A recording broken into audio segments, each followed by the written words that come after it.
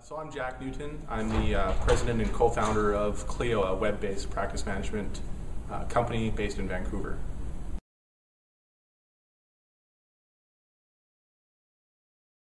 So the basic concept of cloud computing is that instead of running servers and software in your own network or on-premise, as we call it, you are using a third party to host hardware and software for you, and you're basically running in a shared infrastructure with other users as well. So you're accessing data that's stored in a very large, secure computing environment that third party is hosting your data for you. So you're able to get to your data from anywhere you have an internet connection.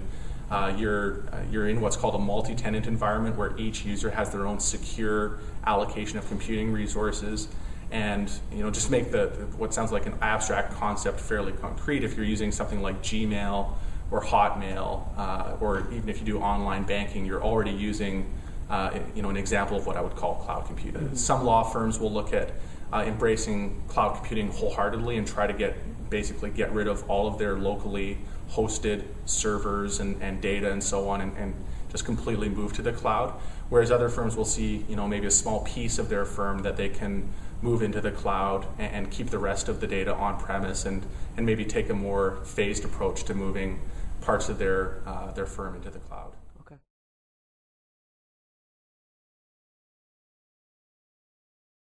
I think the main benefit is that cloud computing lets lawyers focus on practicing law rather than managing technology. So it's no small feat to set up a server and all the software on that server, to set up a proper backup regime, to set up security, to set up all of the everything that goes along with running an IT implementation. The costs of doing that are extremely high, both in terms of hardware and software, and hiring external expertise if you need to bring on consultants to do that. So it's in my mind just a distraction for most law firms that doesn't necessarily benefit them in any material way. Cloud computing just lets you outsource that to a third party so that you can focus on building your business, building your practice, and actually practicing Mm-hmm. law.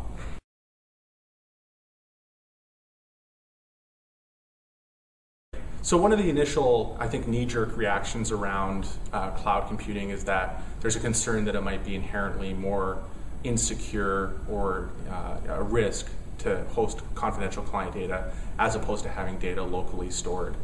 I think one of the claims we make when we're talking to lawyers that I think we can actually stand behind is that hosting data on Clio and with other cloud computing providers as well, depending on what kind of security provisions they put into place, can actually be a more secure solution than hosting data on premise.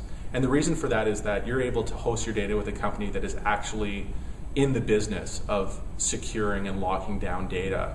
And odds are they can do it better than you can with the limited time and budget that you would have to invest in securing and locking down your data. So just to give you a few examples of the things we do at Clio, we have daily security audits done of our server where there's a full penetration scan of our servers where we actually contract with a third party that will try to hack into our servers, and on a daily basis they will try to compromise our security and advise us if they find any vulnerabilities. Mm-hmm. That's the kind of cost and undertaking that a typical solo or small firm, for example, wouldn't be able to undertake on their own. Mm-hmm. I think another really important aspect of cloud computing security is secure socket layers encryption, or SSL encryption. So you want to make sure that all of the communications between your computer and the cloud computing host are encrypted using 256-bit or 128-bit SSL encryption. And again, that is something that not all cloud computing providers offer, but something that a lawyer hosting data in the cloud should certainly demand.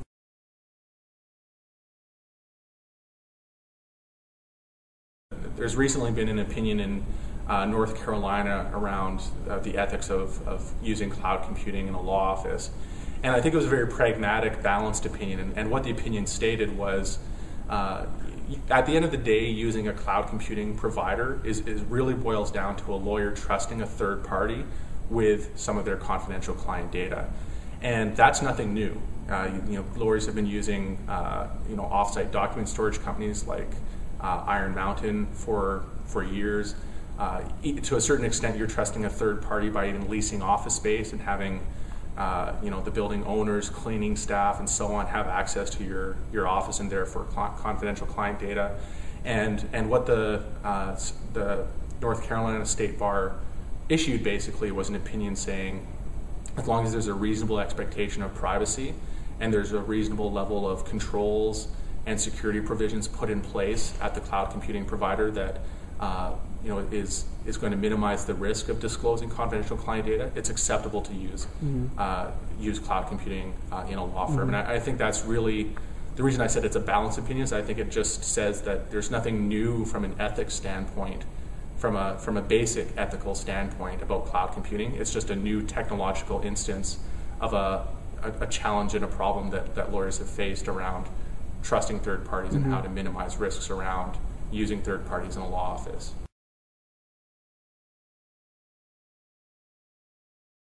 Well, we think that the benefits of cloud computing are greatest for solos and small firms, at least in the early days of cloud computing. One of the reasons I say that is that a typical solo and most small firms won't have a dedicated IT person, whereas large firms, so the largest firms have an entire floor of IT support staff.